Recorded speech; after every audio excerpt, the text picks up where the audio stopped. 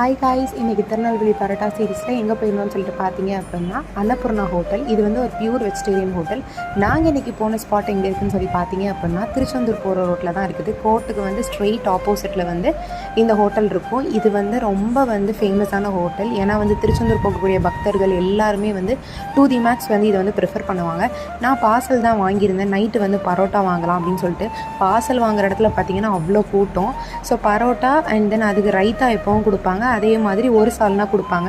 இதே இது நிறைய வெஜிடேரியன் ஹோட்டல்ஸில் வந்து 2 வகையான சால்னா தருவாங்க.